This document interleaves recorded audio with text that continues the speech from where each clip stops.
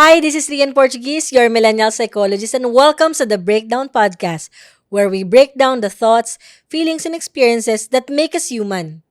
Subscribe sa aming YouTube and Spotify naman. Kasi naku, baka magtampo na ako niyan na. Umabot na kayo sa gantong episode, di ka pa rin nagsasubscribe. So, huwag niyo kalimutan, i-follow niyo din yung aming mga social media pages, yung aming TikTok, Facebook, tsaka Instagram. So, maraming salamat syempre sa lahat ng mga nakinig. Umabot na kayo dito sa gantong klaseng episode. Yay! 'Di ba? So, excited na ako sa susunod na season. Kaya, stay lang kayo Kasi talagang nakaka-excite siya. Ako na yung kinikilig. Inaabangan ko na din siya. So, yan. Para sa episode na to pala, feeling ko, marami din ang makaka-relate. Lalong-lalo na yung mga millennials and Gen Zs, no? Na nagtatrabaho, di ba? Para sa pamilya. Hindi lang para sa bayan, no? Para sa pamilya. So, alam ko na itong episode na to, medyo madadala kayo doon sa mismong situation ninyo at mapapareflect kayo. O sana makatulong talaga siya para mas maging connected ka sa sarili mo. At syempre, talagang maipasa mo ng maayos, 'di ba? Sa susunod na generation o yung gusto mong maipasa. So, alam mo ito, yung episode na to, naisip ko lang kasi, 'di ba marami tayong mga gustong manahin, 'di ba? Sa parents natin, sa mga lolo't lola natin, 'di ba? Minsan may nabasa akong joke sana yung makuha ko sanang mana 'no, talagang pamana. Like, ari-arian, lupa, bahay, hindi trauma. Pero unfortunately 'no, parang marami-rami sa atin 'no, as a millennial or Gen Zs, yung nakamana tayo ng hindi magagandang experience o kaya yun nga sabi ng iba trauma na mula dun sa family nila. So itong episode na 'to meron siyang kinalaman dun sa pattern na paulit-ulit na naipapasa. So halimbawa yung pupuwedeng feeling na na-invalidate, yung pagpapahiya, yung emotional neglect, puwede rin dito halimbawa yung guilt tripping, puwede rin yung iba pang mga karanasan na nararanasan mo din ngayon yung hindi paghingi ng sorry, ganyan. Yung galit, 'di ba, na wala namang ikaw na kasalanan pero ikaw yung napagbubuntunan ng galit kahit ginagawa mo naman yung tama et cetera, 'di ba? So dito, nano-normalize yung mga bagay na hindi naman dapat talaga totally ma-normalize. So ngayon, yung question natin dito, ngayon na naranasan mo siya, yung hindi magagandang nangyayari sa'yo, 'no, mula sa pamilya, sa personal, napagod ka na ba? Naisipan mo na bang mag-step up? Gusto mo na bang putulin yung ganitong klase ng problema? Kasi kung oo, baka ikaw na yung tinutukoy ng episode na 'to. Cycle breaker ka ba? At ano nga ba yung cycle breaker? Let's break it down.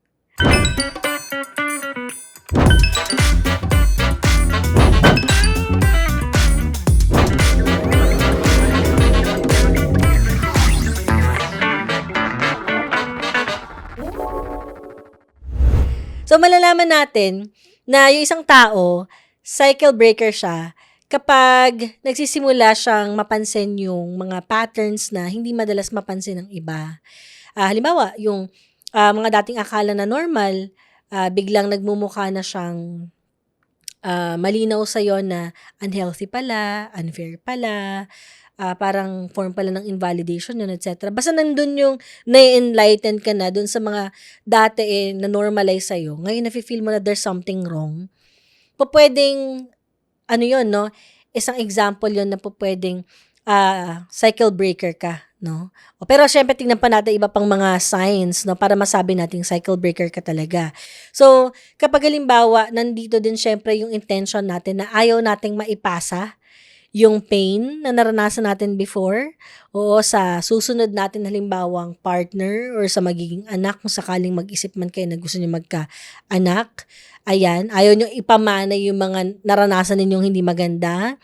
Ayaw niyong, kumbaga, sabi nga nung ibang mga parents ngayon na na medyo bata pa, nako sabi nila dun sa anak nila, naku paglaki mo huwag kang magsabi ng heal your inner child binibigay ko yung mga kailangan mo, parang ganyan, 'di ba? So cycle breaker 'yon, no?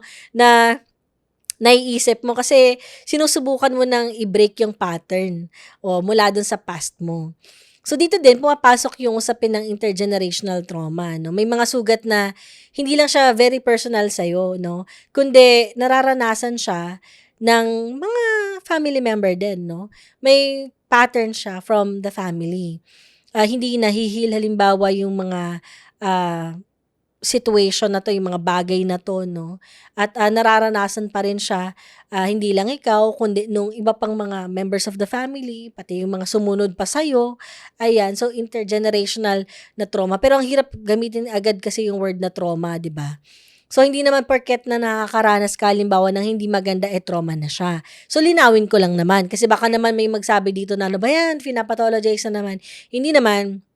So, siyempre may mga situation tayo na masasabi nating maladaptive or unhealthy pattern sa family. Pero not necessarily na trauma siya. Pero masasabi natin na po pwedeng trauma kapag nakita natin na nandun na yung dysfunctionality, nandun talaga yung point na pwedeng nagkakaroon na siya ng harm, hindi lang sa'yo, pati dun sa mga members of the family, na dahil dun sa pattern na yun na na-learn mo, 'di ba? Hindi tuloy ganun ka-healthy yung mismong relationship na meron ka.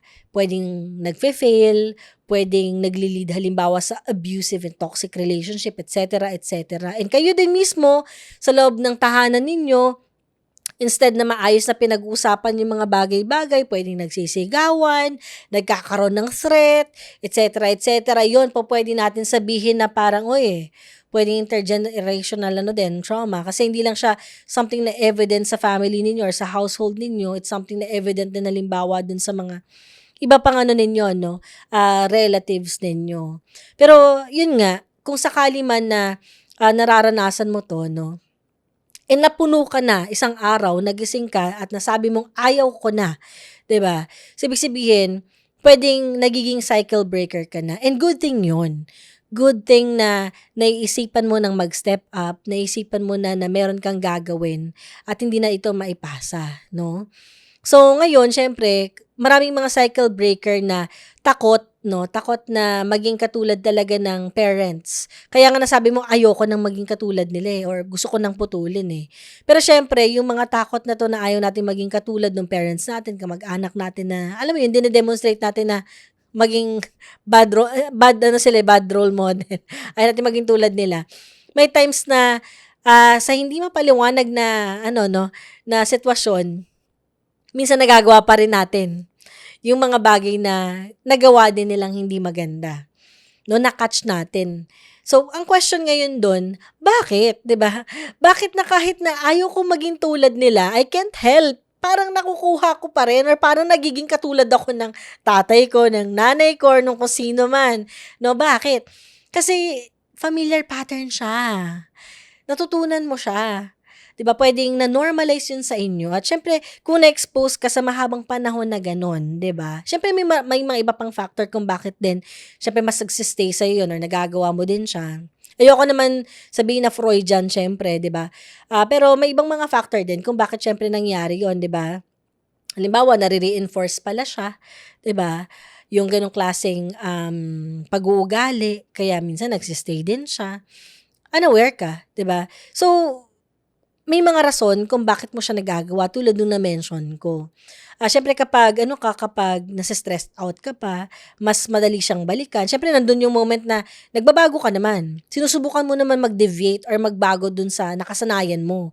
Pero siyempre kapag stressed out ka ulit, mas nawawalan tayo ng controller, yung parang lakas para i-manage siyempre siya, 'di ba? So, babalik at babalik pa rin tayo sa nakasanayan natin kung minsan, 'di ba? Kasi again, hindi naman natin lubos talaga na napoproseso siya o kaya naman hindi natin lubos na nakikita pa yung kabuuang picture. Kaya minsan dun ulit papasok yung role ng therapy.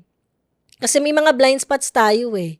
May mga dapat tayong i-workout sa sarili natin na minsan na makakakita talaga mental health professional, tulad ng psychologist, tulad ng, psychiatrist, 'di ba? So, importante na ma-workout natin siya kasi paano natin mababago ang isang bagay na unaware tayo, 'di ba? Halimbawa kaming mga psychologist din, ako particularly na lang, before ako mag-practice din ng aking ano, pagiging psychologist, nagpa-ano din ako, nagpa-therapy din ako kasi mahirap na unaware ako dun sa mga bagay na hindi ako totally aware kasi may blind spot din ako, particularly sa part ng baka may natutunan ako sa family ko, may mga bagay pala ako nagagawa na nakaka-harm sa ibang tao.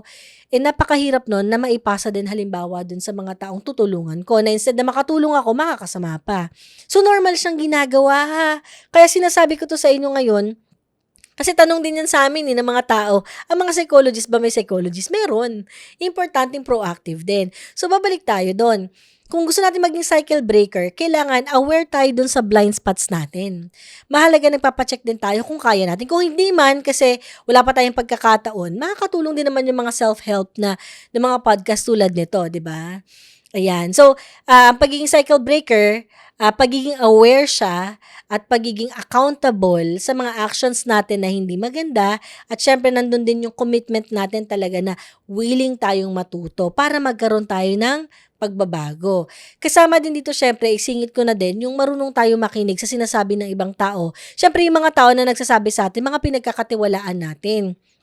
Kasi may mga tao naman na nagsasabi lang sila ng hindi maganda na na-observe sa atin pero minsan sila naman talaga yung issue. So, pinipili din natin, no? Meron ba tayong mga taong pinagkakatiwalaan natin na feeling natin talaga reliable sila at very open silang sabihin sa atin privately. Sinasabi nila sa atin privately, no? Na hindi tayo ni-humiliate sa ibang tao. Sinasabi nila sa atin yung mga bagay na palagay nila makakatulong sa atin na mabago natin. 'Di ba? Tulad nung kaibigan talaga nating matalik at sinasabi sa atin na, "Besh, na-observe ko sa'yo na ganito, parang napapansin ko, blah, blah, blah. So, feeling ko baka ganyan." So, yung nagsasabi talaga sila na babaguhin natin. Pwede din namang family member. Ganyan. So, hindi lang yun sa sinabi ko kaninang willing tayong matuto. No? Kasama dapat yun na open tayo talaga na makinig doon sa mga gusto nating mabago sa atin. Kasi paano tayo magiging cycle breaker talaga at hindi tayo magiging tulad ng sinasabi mong parents mo or ng kung sino man kung hindi ka willing na magbago. Kasi mamaya maging mas masahol ka pa pala. Nangyayari yun eh. 'Di ba? Sabi natin hindi tayo magiging tulad ni ganto, ni ganyan kasi naranasan kong maloko ako, naging mas maloko ka pa. 'Di ba? Naging mas masahol ka pa. Kasi kakaisip mo na ayoko matulad sa kanya, dine-deny mo yung lahat ng experiences, lahat ng mga bagay na feeling mo magpapaalala sa kanya. Hindi mo nina-navigate yung experience na yun, yung thought na yun. Ngayon, unaware ka, pumupunta ka na pala dun sa past na kung saan yun din yung tinahak niya. So, hindi na-resolve, di ba? So, kaya importante na marunong tayong mag-navigate ng ganung klaseng experience. Para mabago siya, niyayakap din natin yun. San yung problema, alin yung dapat kong i-improve sa sarili ko, etc., etc. So, ngayon, pagdating naman dun sa part ng mga yung misunderstanding. Kasi common sa mga cycle breaker, sila ay nami-misunderstood. So, madalas dito, yung unang tanong o kaya yung unang napapansin ng pamilya sa mga cycle breaker ay tinatawag sila halimbawa na black sheep. Ganyan. O kaya, napagkakamalan sila na hard-headed, ganyan. Is sila yung parang problema daw sa family. Kasi bakit? Hindi sila sumusunod. Basta-basta. 'Di ba? Sila minsan din madalas tinatawag na walang utang na loob, 'di ba? Yan, masyado daw sensitive, ganyan. Siyempre sa totoong buhay naman, may mga tao talaga na tinatawag na ganyan kasi yun talaga sila as is. Pero common kasi sa mga cycle breaker, yung mga nagde-deviate dun sa toxic na environment, toxic na mga relationship, yung pinapangalanan silang black sheep kasi nga hindi sila kayang kontrolin.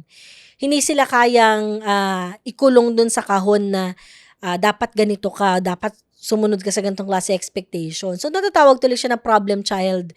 Pero kung tutusin, hindi naman talaga automatic na problem child ang isang bata kapag marunong siyang magtanong. O sa mga parents po na nakikinig ngayon dito, kapag ang bata po ay nagtatanong, huwag tayo mainis. Dapat matuwa tayo kasi sign of intelligence yan. At saka sign po yan na yung anak po ninyo, baka mas, alam mo yung maging healthy siya na adult at mas maging mature. 'Di ba? At mas meron siyang emotional intelligence na mas ma-exercise yun sa kanya. Kasi nga marunong siya magtanong at saka marunong siya halimbawa na magpaliwanag or mag-express ng nararamdaman niya, pinapakinggan dapat natin yun. Pero going back, kasi nga may times na ayaw ng mga parents na sila ay dinidisrespect or ayaw na magde-deviate yung bata. 'Di ba? Minsan, ang automatic na response, matigas ang ulo talaga ng bata na yan. Di yan sumusunod sa akin. Ganyan. Pero kung tutusin, healthy ano yun eh, sign na yung tao ay okay. Kasi, alangan lumaki lang tayo sa isang household na lahat tama. Di ba ang weird nun? Lahat tama, lahat susundin. Di ba parang sa ano lang yun eh, sa workplace. O meron kayong leader, meron kayong boss. 'Di ba ang weird kapag yung boss lagi lang siyang sinusunod. I'm not saying na wag niyo sundin lahat ng boss ninyo, 'di ba? Baka sabihin niyo, sama ni Rian sinasabi dapat mag-dissent sa kanyang boss, no? Hindi naman. Ang healthy kasi na workplace din, merong nag-o-oppose, alam mo 'yon, merong nagsasabi ng gantong idea, gantong klaseng perspective, ibig sabihin there's something wrong. Siyempre kapag there's something wrong o kaya may mga perspective na dapat natin pakinggan, dapat hindi natin tinitake yon personally na parang, alam mo yon na parang part siya ng, itong tao na to masama siya. Parang tinitake agad kasi natin sa sarili natin, parang issue ng ego na yun eh. 'Di ba? Kasi gusto natin lahat kontrolin. So, healthy at mas nagiging maganda yung workplace kapag, di ba, diverse. Ganyan siya. Ganun din sa household. Dapat yung mga bata, meron silang pagkakataon na ma-express yung kanilang sarili. Di ba? Meron silang safe space na magkamali. Meron silang safe space na magtanong. Kasi dun siya nagsa-start, 'di ba? Kung kayo din mga parents, 'di ba, napansin niyo there's something wrong din sa mga parents ninyo at gusto ninyong mabago din 'yun sa mga anak ninyo, nagsa-start 'yun dun kapag yung anak ninyo nagtatanong. Nagsa-start 'yun kapag yung anak ninyo nag-e-express at marunong kang makinig, 'di ba? So hindi dapat natin tinitake personally 'yun na parang, hala, bad ba yung parenting ko kapag kunwari yung anak ko sinasagot ako? Or yung anak ko eh medyo nagde-deviate sa akin. Gusto niya ba yung bata ay mini-me, 'di ba? Katulad ninyo. Weird naman nun, 'di ba? So, maganda na medyo may unique ano din siya. Unique abilities, 'di ba? Nandun yung sense of individuality ng bata, hayaan mo siya. 'Di ba? Kahit papaano na mag-grow siya sa paraan na nadi-discover niya yung kanyang sarili, 'di ba? So, minsan, yun yung problem sa mga cycle breaker. Kapag sinusubukan nilang umalis dun sa role nila, sa family nila, 'di ba? Kasi nag-grow talaga sila, tinuturing ng mga family member, minsan ng parents, na act of rebellion yun. Pero 'di ba ang galing? Minsan yung growth natin, act of rebellion, 'di ba? Sounds like astig, no? Pero syempre, maganda din yung inaano natin, tinitimbang din natin kasi puwede naman tayo na mag-share ng perspective natin sa bahay nang hindi naman laging sumisigaw. Magsabi tayo dun sa parents natin, nagtatanong tayo sa kanila na nafi-feel naman nila na nirerespeto din naman natin sila, 'di ba? So, kailangan balanse, hindi lang sa parents, tayo din siyempre na meron tayong panibagong perspective na ayaw nating maulit na yun sa family natin. 'Di ba? So, kaya ang hirap, no? Kasi ang bigat-bigat ng responsibility bilang cycle breaker kasi parang ikaw yung may responsibility ng lahat. 'Di ba? Parang ikaw yung may responsibility na intindihin sila. O kasi common yun, naiintindihan mo saan sila nanggagaling. Parang ikaw yung sponge ng family, ikaw yung glue. Sa'yo nagsusumbong si ganyan, nagsusumbong din sa'yo si ganyan, 'di ba? Silang dalawa para yung mga family member parang nagsasabong, 'di ba? Pero ikaw nasa gitna, nakakapagod maging cycle breaker, 'di ba? At some point pwede kang bumigay. Kasi yung feeling mo parang ano ba 'yan? Hanggang sa bahay wala akong katahimikan. Parang hanggang sa bahay ako pa rin ang sumasalo ng lahat, 'di ba? Mapapagod ka kasi ikaw yung nag-a-absorb ng lahat ng energy nila eh. Pero importante kasi na ma-remind mo din sa sarili mo na oo, totoo na meron kang gano'ng responsibility pero hindi mo kailangan i-absorb 'yun lahat. Dapat importante meron ka din ini-establish na tiwala dun sa mga family member mo, 'di ba? Ngayon nga eh, kung tatanungin kita, 'di ba, nung nag-step up ka na maging cycle breaker, may nagturo ba nun sa'yo? 'Di ba napagod ka lang naman? 'Di ba naisip mo lang at one point na ayoko maging tulad nila? 'Di ba? So nagawa mo sa sarili mo. So why not pagkatiwalaan mo yung mga kapatid mo, sila at some point na matutunan din nila sa paraan nila na ma-workout yung dapat nilang ma-workout nang hindi laging ini-involve din yung sarili. Kasi sakit yan minsan ng cycle breaker eh, na parang ikaw yung magse-save ng family mo. Mapapagod ka kasi mag-isa ka lang versus sa ilang family members. 'Di ba? So, gano'n. Importante na hindi natin laging sinosolo ito. Oo. Although totoo 'yan, may point na may guilt, may awa, takot, may longing, 'di ba? May point na siyempre mahal na mahal mo sila, pero at the same time gusto mo din siyempre protektahan yung sarili mo, 'di ba? Yung gano'ng klaseng problema na paano ko ibabalanse 'yun? Matututunan mo 'yan na ibalanse. Importante lang na i-welcome mo yung feeling ng hindi mo judge. At the same time yung wini-welcome mo din saan sila nanggagaling. And at the same time, pinagkakatiwalaan mo sila na kung ano yung kaya nila. 'Di ba? Inang hindi laging ikaw yung nag-involve. Kasi ang problem sa mga cycle breaker, ikaw yung nagsosolve para sa kanila. Kapag ganun yung ginagawa mo, question, natututo ba sila? 'Di ba nagiging dependent sila sa'yo? Tapos kapag di nila nagagawa, 'di ba nafo-frustrate ka? O sino napapagod, 'di ba? Ikaw. O so, anong gagawin natin? So, kailangan din ma-empower natin yung mga family members, 'di ba? Oo. Ma-empower din sila. At the same time, kung sakali naman na ikaw yung cycle breaker na galit silang lahat sa'yo, hindi mo naman magagawa halimbawa na ma-empower sila kasi galit sila sa'yo. Kasi may ganong klaseng cycle breaker, di ba? Nagalit silang lahat sa'yo kasi ikaw, nagsolo ka na ng life mo, di ba? Nagsastart ka na ng sa'yo. Although nagigilty ka kasi nagsastart ka ng sarili mo, feeling mo self-centered ka, feeling mo na iwanan mo sila. Di ba? Pwede naman yon na halimbawa sa ganong klase ng context, slowly, 'di ba, maibabalik mo din yung sarili mo dun sa mga family members mo na na-navigate mo din naman yung pag-establish ng boundaries. Pwede naman yun. So, paano mo mas-establish yung boundaries na yun? So, kung ano lang yung kaya mo na pag-connect sa kanila. Hindi naman necessarily na magko-connect ka sa buong pamilya, pero baka may mga specific members na komportable ka, pwedeng doon ka muna mag-start. O kaya naman, kung very unique halimbawa yung pagiging cycle breaker mo at very unique halimbawa yung nangyari sa family mo, baka hindi na siya kailangan ng podcast. Baka kailangan tong therapy. Therapy na to, be.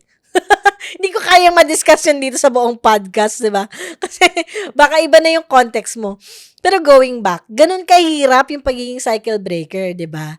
So, importante na tulad na mention ko, aware tayo dun sa pagbabalanse nung mga na-mention ko. Sa family, importante na meron tayo syempreng healthy na childhood. Pero pag nasa Asian household ka, good luck, 'di ba? Kasi paano man nagagawa yung healthy childhood, 'di ba, sa Asian household, lalo na sa family, sa family ng mga Filipinos, no? Kasi parang may point na marami talaga na, syempre hindi perfect, 'di ba? Pero pwede naman siguro iba malapit sa healthy childhood, pero marami kasi talaga na may mga problema talaga eh. So, paano yun, ano? Kapag may mga dysfunctionality tayo, halimbawa, dun sa childhood natin, halimbawa, paano natin masasabing dysfunctional yung childhood? Or hindi naman necessarily dysfunctional, pero may problema dun sa childhood. Kapag kunwari, growing up, di ba nandun yung nafe-feel mo para ka nagwo-walk on eggshells. Alam mo yun, kailangan sensitive ka dun sa nararamdaman ng adults. So, laging, alam mo yun, masyado kang sensitive dun sa nararamdaman ng mga tao. Hanggang pagdating ng adulthood, dala-dala mo yan. Masyado kang sensitive sa nararamdaman ng iba. Pero hindi sa sarili mo. Di ba, like ka nag-a-adjust. Ano pa, yung sa childhood mo, nandun yung kailangan ino-observe mo na dapat tahimik ka. Kahit may mali na, kailangan tahimik ka para walang gulo, pagbigyan mo na lang. Kasi mas matanda yun sa'yo, kasi kapatid mo yan, yun na mas nakakatanda sa'yo. O kaya dahil bata ka pa, dapat marunong ka makinig, kahit gigil na gigil ka na, kasi may mali naman talaga, di ba? Bawal kang sumagot. Ayan. So, yun yung mga problema, di ba? Kasi walang pagkakataon na magkamali ka, mag-share ka ng nararamdaman. Ano pa? Kailangan itago lang yung feelings. Oo, hindi man siyempre sinasabi sa'yo na itago mo yung feelings mo, pero dahil na-invalidate ka, natutunan mo itago yung feelings. So ngayon, lagi kang mabait. Lagi kang nagpi-please sa ibang tao. Nahirapan ka ngayon magsabi ng no, hirap ka tuloy mag-establish ng healthy boundaries mo. 'Di ba? So, yun yung example no, na nagkakaroon tayo ng problema no growing up. Ngayon, hindi naman ibig sabihin na nagkaroon tayo ng problema growing up no sa family natin na hindi mo na mababago yun. Pwede naman natin siyang ma-unlearn. So, unti-unti natin siyang gagawin. Ngayon, dahil nga sinasabi natin meron kang senyales or indicator ng pagiging cycle breaker, nandun na yung strength mo na self-aware ka sa kung ano yung dapat mong gawin. No? So, ngayon, kailangan lang ma-raise sa awareness mo, alin ba particularly sa area ng life mo yung kailangan mong baguhin. 'Di ba? Alin yung area ng life mo na slowly, kailangan mo siyang i-unlearn. No? So, dito din, syempre papasok na dahil lumaki ka na, mas naging adult ka na, malinaw na sa'yo, hindi po pwedeng puro empathy lang. 'Di ba? Hindi po pwedeng ganun. Hindi rin po pwede na laging iintindihan mo lang yung mga taong nanakit sa'yo, na alam mo yun, kinakalimutan mo na yung sarili mo. Importante na may balanse din na paano ko ngayon ma-assert yung right ko? Paano ko masasabi sa kanya na hindi ko gusto yung ginawa niya? Na hindi mo naman siya totally gina-judge do'n kasi baka unaware din naman siya na masama yung ginawa niya, 'di ba? So, yung mga gano'ng klaseng pagbabalanse, 'di ba, na okay, hindi puwedeng empathy lang parati, importante na responsible din ako sa pag-establish ng boundaries, na-assert ko din yung sarili ko, nako-communicate ko din kahit papaano, et cetera, para nabe-break mo yung healthy cycle. And baka din maganda, homework mo na 'to sa podcast. Grabe 'no, nakinig ka lang ng podcast, may homework ka pa. 'Di bale wala naman tayong recitation, tsaka wala naman 'to grading. Pero i-assess mo yung sarili mo, ano ba yung mga nakikita mong mga problema na feeling mo ayaw mong maulit. Importante yon kasi paano mo masabi magbabago yan kung hindi mo naman nailista. Kasi dun ka magde-deviate slowly, no? So, importante na marunong kang makinig dun sa nararanasan mo, no? At importante din na marunong kang makinig dun sa mga family members mo na, alam mo yun, baka meron naman siyang naiaambag sa'yo. Yun. So, importante na as a cycle breaker, sinusubukan natin na yakapin din slowly yung mga bagay na hindi naging maganda. Oo. So, ano example nun? Siyempre kasama naman talaga dito na meron tayong pain, 'di ba? O may pain talaga tayo, hindi natin maiiwasan 'yan. So, yung pain na 'to, hindi yan basta-basta magsa-stop. Usually, mawo-workout lang yan kapag natutunan nating maintindihan ano ibig sabihin nito sa atin. At maintindihan saan nanggagaling yung pain na 'to, ano yung mga patterns na yun. 'No? So, ngayon, ano yung mga specific tips na pwede nating gawin, 'di ba, para kahit papaano naman, matulungan natin yung sarili natin as a cycle breaker. Na-mention ko na ilan, eh. So, ngayon, i-remind lang natin, 3 lang naman 'to. Pangalanan natin yung mga patterns na gusto natin na mabago. Tulad nung sabi ko kanina yung homework mo, ilista mo yung mga sitwasyon, yung mga patterns, halimbawa na napaka-unhealthy na gusto mong baguhin. 'Di ba? Halimbawa, yung paggamit ng guilt. 'Di ba, gini-guilt trip mo yung gi-guilt tripin mo yung isang tao para sumunod siya sa'yo. Siyempre hindi maganda yun, 'di ba? Gagawin mo ba yun sa iba? Siyempre hindi, o ilista mo yun. Pattern yun na hindi maganda. Silent treatment, 'di ba? So, instead na i-communicate mo, sina-silent treatment mo, yun yung natutunan mo, isulat mo lahat yan. So, pangalanan mo yung mga patterns na gusto mong mabago. Pangalawa, maglagay ka din syempre ng mga boundaries, no? Kahit may guilt feelings ka, o sa una talaga may guilt feelings yun kapag di tayo sanay. Pero, tandaan, part yon na nag-grow tayo. So, eventually, masasanay din tayo, magiging comfortable din tayo sa ganitong klase ng discomfort, which is yung guilt feelings, hanggang sa ma-outgrow din natin yon. Kapag nasanay na tayo, matututunan natin na yung guilt feelings na yun ay nanggagaling pala dun sa punto na nasanay kasi tayong inuuna yung needs nila at hindi yung sarili natin. Kaya eventually, liliit din siya. At maunawaan mong normal pala nag-establish ng boundaries as a way to protect yourself, your sanity, no? Pangatlo, importante na pumili din tayo ng mga panibagong pattern araw-araw. Yung maliliit lang, yung mga micro steps or micro goals, 'di ba? Kung nilista mo na yung mga patterns na hindi maganda, ano ngayon yung mga specific patterns na kaya mong gawin or i-practice araw-araw na magiging habit mo siya at magiging part na siya ng lifestyle mo, magiging part na siya ng usual mong ginagawa. At yun na yung magiging default mo, 'di ba? So, sisimulan mo syempre sa pakikinig ng pangangailangan mo, pagkakaroon ng maayos na communication, pagiging accountable sa actions, maganda man o hindi, paghingi ng sorry kung sakaling nagkamali, naging ano pa ako, Japanese, nagkamali, ayan, no? At marami pang iba. So, yun yung 3, no, na mga specific ways na pwede nating gawin as a cycle breaker para hindi masyadong mabigat yung pagiging cycle breaker, no? So, alam ko na mahirap at mabigat yung responsibility na to, pero re-remind ko lang ulit kayo, hindi ka naman kailangang mag-isa kapag ginagawa mo to. No, baka naman pwede mong ma-empower din yung mga ibang family members mo na hindi na talaga to magpatuloy pa sa family ninyo. Mahalaga na magkaroon ka ng social and emotional support at katulad mo, tandaan mo na may mga taong willing tanggapin ka sa kung sino ka. So, yon. Sana meron kayong natutunan dito, mga cycle breakers. Yan ang tawag ko na sa inyo kasi nandito yung goal natin at intention natin na hindi na natin pagpapatuloy pa yung mga maladaptive na ano natin, no, coping o kaya maladaptive na ginagawa natin sa susunod na generation, no? So, huwag niyong kalimutan na i-share itong episode natin sa mga taong mahalaga sa inyo at feeling ninyo cycle breaker din. Until our next breakdown! This is Crossroads Media.